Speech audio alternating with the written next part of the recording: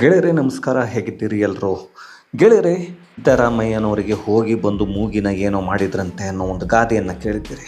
ಹಾಗೆ ಹೋಗಿ ಬಂದು ಮತ್ತೆ ಕೇಸುಗಳು ಸಿದ್ದರಾಮಯ್ಯ ಅವರನ್ನೇ ತಗಲಾಕೊಳ್ತಾ ಇದೆ. ಯಾಕೆ ಈ ಒಂದು ವಿಷಯವನ್ನು ಹೇಳ್ತಾ ಇದ್ದೇನೆ ಅಂದರೆ, ಈಗ ಮತ್ತೊಂದು 1953 ಕೋಟಿ ಹಣ ಏನಿದೆ, ಇದು ಸಿದ್ದರಾಮಯ್ಯನವರ ಮೇಲೆ ಮತ್ತೆ ಬಂದು ತಗಲಾಕೊಳ್ತಾ ಇದೆ. ಯಾವುದು ಅದು ಹಣ ಅಂತ ನೋಡೋದಾದರೆ, ಈ ಒಂದು ಜಿಲ್ಲಾ ಪಂಚಾಯತಿಗೆ ಸೇರಿದಂತಹ 595 ಕೋಟಿ ಹಣ, ಜೊತೆಗೆ ತಾಲೂಕು ಪಂಚಾಯತಿಗೆ ಸೇರಿದ 1494 ಕೋಟಿ. ಇದು ನಿಗಮಗಳಲ್ಲಿ ಬಳಕೆಯಾಗದ ಮೊತ್ತ. ಯಾಕೆಂದರೆ ಆಗಿಲ್ಲ ಅಂತ ಹೇಳಿಬಿಟ್ಟು 0 ಅಂತ ಹೇಳಿಬಿಟ್ಟು ಕೊಟ್ಟಿದ್ದಾರೆ 2022-23 ಹಾಗಾಗಿ ಇಲ್ಲಿ ಹಣ ಇರಬೇಕಿತ್ತು, ಅದು ಒಟ್ಟು ಈಗಿಲ್ಲ. ಹೋಗಿ ಈ ಒಂದು ಫೈನಾನ್ಸ್ ಡಿಪಾರ್ಟ್ಮೆಂಟ್ನಲ್ಲಿ ಕೇಳಿದ್ರು ಕೂಡ ಇಲ್ಲ ಅಂತ ಹೇಳಿಬಿಟ್ಟು ಆ ದುಡ್ಡು ಇಲ್ಲ ಅಂತ ಹೇಳ್ತಿದ್ದಾರೆ ಅಂತ DS ಅರುಣ್ ಅವರು, BJPಯ ಒಬ್ಬ ಮುಖಂಡರು, ಈಗೊಂದು ಮತ್ತೊಂದು ಕಂಪ್ಲೇಂಟನ್ನು ಹಾಕಿದ್ದಾರೆ. ಮತ್ತೆ ರಾಜ್ಯಪಾಲರ ಹತ್ತಿರಕ್ಕೆ ಕಂಪ್ಲೇಂಟನ್ನು ತೆಗೆದುಕೊಂಡು ಹೋಗಿದ್ದಾರೆ. ಗೊತ್ತಿಲ್ಲ ಇದು ಮತ್ತೆ ಎಲ್ಲಿಗೆ ಹೋಗ್ತಾ ಇದೆ ಅಂತ ಹೇಳಿಬಿಟ್ಟು. ಅದೇನೋ ಸಿದ್ದರಾಮಯ್ಯನವರು ಈಗಾಗಲೇ ಡೆಲ್ಲಿಗೆ ಹೋಗಿದ್ದಾರೆ ಹೈಕಮಾಂಡ್ ಜೊತೆ ಮಾತಾಡಲಿಕ್ಕೆ ಅಂತ. ಹೈಕಮಾಂಡ್ ಜೊತೆ ಅಲ್ಲಿ ಮಾತನಾಡುತ್ತಿರುವಾಗಲೇ ಇಲ್ಲಿ ಮತ್ತೊಂದು ಕೇಸ್ ಈಗ ಬಂದಿದೆ. ಅದರ ಜೊತೆಗೆ ಇನ್ನೊಂದು ಕೇಸ್ ಕೂಡ ಸಿದ್ದರಾಮಯ್ಯನವರ ತಗಲಾಕೊಳ್ತಾ ಇದೆ.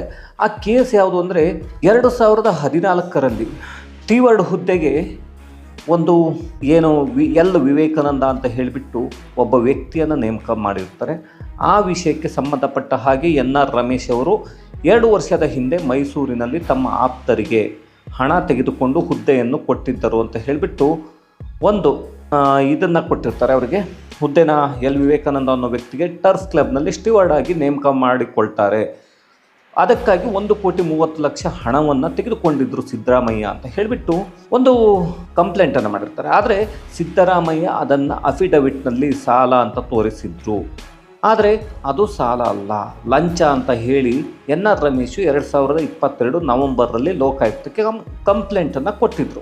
ಆದರೆ ಕಂಪ್ಲೇಂಟ್ನ ಕಥೆನೇ ನೋಡ್ತಾ ಹೋದರೆ ಇಲ್ಲಿ ಏನೋ ನಡೆದಿದೆ ಅನ್ನೋದು ಕಣ್ಣಿಗೆ ಎಲ್ಲರಿಗೂ ಕಾಣಿಸ್ತಾ ಇದೆ. ಯಾಕೆ ಈ ಒಂದು ವಿಷಯವನ್ನು ಹೇಳ್ತಾ ಇದ್ದೇನೆ ಅಂದರೆ, ಈ ಲೋಕಾಯುಕ್ತ ಪೊಲೀಸರು ಏನಿದ್ದಾರೆ ಇವರು ಇದಕ್ಕೆ B ರಿಪೋರ್ಟನ್ನು ಹಾಕಿದ್ರು. ಆದರೆ NR ರಮೇಶ್ ಇದನ್ನು ಪ್ರಶ್ನಿಸಿ, B ರಿಪೋರ್ಟನ್ನು ಹಾಕಿರೋದನ್ನು ಪ್ರಶ್ನಿಸಿ ಜನಪ್ರತಿನಿಧಿಗಳ ವಿಶೇಷ ನ್ಯಾಯಾಲಯಕ್ಕೆ ಹೋಗ್ತಾರೆ.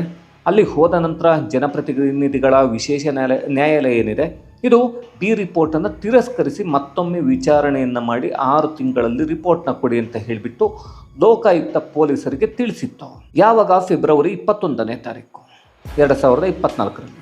ಆದರೆ ಈ 2024 ಫೆಬ್ರವರಿ 21ರಿಂದ ಅವರಿಗೆ ಆಗಸ್ಟ್ 21ನೇ ತಾರೀಕಿನವರೆಗೆ 22ನೇ ತಾರೀಕಿನವರೆಗೆ ಸಮಯವನ್ನು ಕೊಟ್ಟಾಗಿತ್ತು. ಆದರೆ ಯಾವುದೇ ತನಿಖೆ ಆಗಿಲ್ಲ 6 ತಿಂಗಳಲ್ಲಿ. NR ರಮೇಶ್ ಮತ್ತೆ ಜನಪ್ರತಿನಿಧಿಗಳ ವಿಶೇಷ ನ್ಯಾಯಾಲಯಕ್ಕೆ ಹೋದರು, ಇದನ್ನು ಕೇಳಿದರು.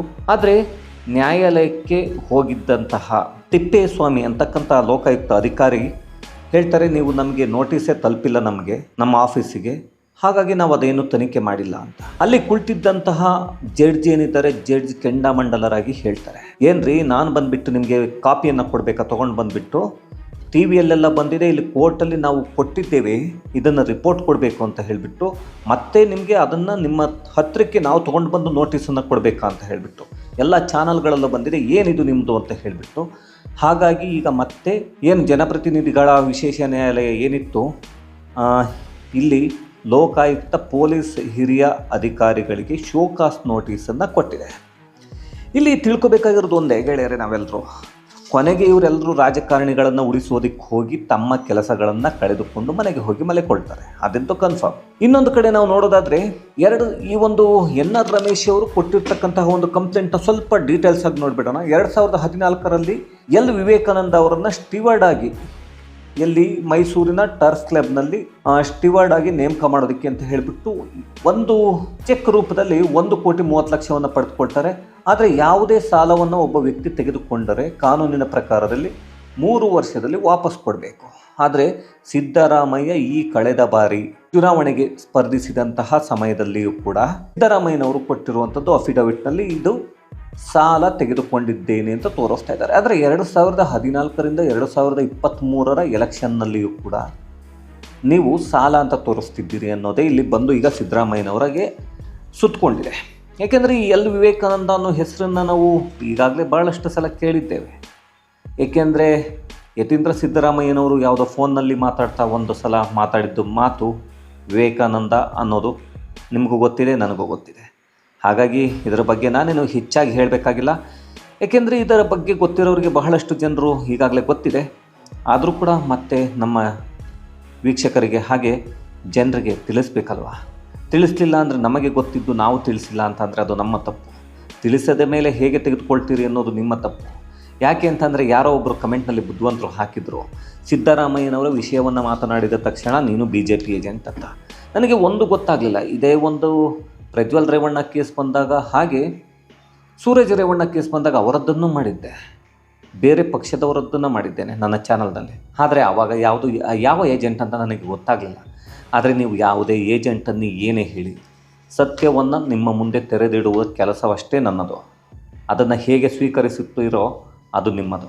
ಆದರೆ ಇಲ್ಲಿ ಒಂದಷ್ಟು ಜನರು ಇದ್ದಾರೆ ನಮ್ಮಲ್ಲಿ, ನಮಗೆ ಯಾವ ಪಕ್ಷ ಆದ್ರೇನು ಸರ್ ಅವ್ರು ಗುದ್ದಾಡ್ಕೊಳ್ಳಿ ಹೊಡೆದಾಡ್ಕೊಳ್ಳಿ ನಮಗೆ ಬೇಕಾಗಿಲ್ಲ. ಇವರು ಏನೇನೆಲ್ಲ ಮೋಸಗಳನ್ನ ಮಾಡಿದ್ದಾರೆ ಜನರಿಗೆ ಅದು ಹೊರಗೆ ಬಂದರೆ ಸಾಕು ಅಂತ ಅದೇ ಕೆಲಸವನ್ನು ನಾವು ಮಾಡ್ತಾಯಿದ್ದೇವೆ. ಈ ವಿಷಯಗಳನ್ನ ನಿಮಗೆಲ್ರಿಗೂ ತಿಳಿಸ್ಬೇಕು, ತಿಳಿಸ್ತಾ ಇದ್ದೇನೆ. ಇನ್ನು ಹೈಕಮಾಂಡ್ನ ನಿರ್ಧಾರ ಸಿದ್ದರಾಮಯ್ಯನವರದ್ದು ಅಲ್ಲಿ ಏನಾಗ್ತಿದೆಯೋ ಅದು ಗೊತ್ತಿಲ್ಲ. ಈಗಾಗಲೇ ರಾಜೀನಾಮೆಯನ್ನು ಕೊಡಬೇಕಾದಂತಹ ಪರಿಸ್ಥಿತಿ ಬರಬಹುದು ಅಂತ ಹೇಳಿಬಿಟ್ಟು ಕೊಡಿ ಅಂತ ಹೇಳ್ತಾರೆ ಹೈಕಮಾಂಡ್ ಅಂತ ಹೇಳಿಬಿಟ್ಟು ಮಾಹಿತಿಗಳು ಬಂದಿದೆ. ಅದು ನಾಳೆ ಅಷ್ಟೇ ಹೊರಗೆ ಬರಬಹುದು ಅಂತ ಅಂದ್ಕೊಂಡಿದ್ದೀನಿ. ಇವತ್ತು ಬರೋದು ಕಷ್ಟ ಇದೆ, ಇವತ್ತು ಸಂಜೆ ವೇಳೆಗೆ ಬಂದರೂ ಬರಬಹುದು. ಹಾಗಾಗಿ ಇಲ್ಲಿ ಈ ಒಂದು ವಿಷಯ ಮತ್ತೊಂದಷ್ಟು ಅಂದರೆ ಮತ್ತೆ 2 ಕೇಸುಗಳು ಸಿದ್ದರಾಮಯ್ಯನವರನ್ನು ಸುತ್ತಿಕೊಳ್ಳಬಹುದು ಅಂತ ಹೇಳಿಬಿಟ್ಟು ನಮಗೆ ಕಾಣಿಸ್ತಾ ಇದೆ ಮೇಲ್ನೋಟಕ್ಕೆ. ಇದಂತೂ NR ರಮೇಶ್ ಅವರು ಕೊಟ್ಟಿರೋದು ಅದು ಲೀಗಲ್ಲಿ ಕರೆಕ್ಟ್ ಆಗಿದೆ. ಅದು ಜನಪ್ರತಿನಿಧಿಗಳ ವಿಶೇಷ ನ್ಯಾಯಾಲಯದಲ್ಲಿ ಲೋಕಾಯುಕ್ತ ಪೊಲೀಸರಿಗೆ ಹೇಳಿದರು ಮತ್ತೆ ಮಾಡಿ ಅಂತ ಹೇಳಿಬಿಟ್ಟು ತನಿಖೆಯನ್ನು ಮಾಡಿಲ್ಲ. ಇವನು ಯಾರೋ ತಿಪ್ಪೇಸ್ವಾಮಿ ಅಂತ, ಇವನು ಯಾವ ಅಧಿಕಾರಿ ನನಗೆ ಗೊತ್ತಿಲ್ಲ, ಪೊಲೀಸ್ ಅಧಿಕಾರಿ ಅಂತ, ಯಾವರು ಇವರು ಅಂತ ಇವರಿಗೆಲ್ಲ ಮರ್ಯಾದೆ ಕೊಟ್ಟಿರೋದಕ್ಕೆ ನಾವು ಜನರು. ಸೊ ಇವರೆಲ್ಲ ಈ ರೀತಿ ಆಟ ಆಡ್ತಾ ಇರೋದು. ಜಡ್ಜಿ ಮುಂದೆ ಹೋಗಿಬಿಟ್ಟು ಹೇಳ್ತಾನೆ ಈ ವ್ಯಕ್ತಿ ಅಂತ ಅಂದರೆ ನೋಟಿಸ್ ನಮ್ಮ ಆಫೀಸಿಗೆ ಬಂದಿಲ್ಲ, ಅದಕ್ಕೆ ನಾವು ತನಿಖೆಯನ್ನು ಮಾಡಿಲ್ಲ, ಈ ವಿಷಯನೇ ನಮಗೆ ಗೊತ್ತಿಲ್ಲ, ನೋಟಿಸ್ ಬಂದರೆ ಮಾತ್ರ ಅಂತ ಇವರಿಗೆಲ್ಲವನ್ನ ತೊಗೊಂಡೋಗಿ ಇವ್ರ ಕೈಗೆ ಕೊಡಬೇಕು. ಕೊಟ್ಟರೆ ಮಾತ್ರ ಇವರು ಮಾಡೋದು ಎಂಕ್ವೈರಿಯನ್ನು, ಇಲ್ಲ ಅಂದರೆ ಮಾಡಲ್ಲ. ಅದನ್ನು ಮಾಡಬಾರ್ದು, ಬೇಕು ಅಂತಲೇ ಬಿಟ್ಟಿದ್ದಾರೆ ಇವರು. ನೋಡ್ತಾ ಇದ್ರೆ ಮೇಲ್ನೋಟಕ್ಕೆ ಇವರು ಹೇಳ್ತಿರ್ತಕ್ಕಂಥ ಮಾತುಗಳನ್ನ ಕೇಳ್ತಾ ಇದ್ರಿ.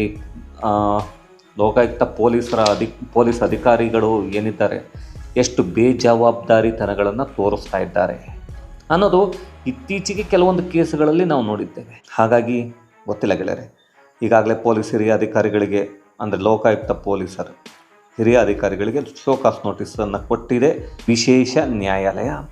ಗೊತ್ತಿಲ್ಲ ಮುಂದಿನ ದಿನಗಳಲ್ಲಿ ಈ ಅಧಿಕಾರಿಗಳು ಏನೆಲ್ಲ ಅನುಭವಿಸಬೇಕು ಅನ್ನೋದು ಅದು ಅವರಿಗೆ ಗೊತ್ತಾಗುತ್ತೆ. ನಾನು ಯಾತಕ್ಕಾಗಿ ಈ ರಾಜಕಾರಣಿಗಳ ಬೆನ್ನಿಗೆ ನಿಂತೆ ಅನ್ನುವ ಯೋಚನೆಯನ್ನು ಮಾಡಬೇಕಾದಂಥ ಪರಿಸ್ಥಿತಿ ಬರುತ್ತೆ ಅಂತ ಹೇಳ್ತಾ ಈ ಒಂದು ವಿಡಿಯೋವನ್ನು ಇಲ್ಲಿಗೆ ಮುಗಿಸ್ತಾ ಇದ್ದೀನಿ. ಮತ್ತೆ ಸಿಗೋಣ ಮುಂದಿನ ವಿಡಿಯೋದಲ್ಲಿ. ಅಲ್ಲಿವರೆಗೂ ಥ್ಯಾಂಕ್ ಯು ವೆರಿ ಮಚ್.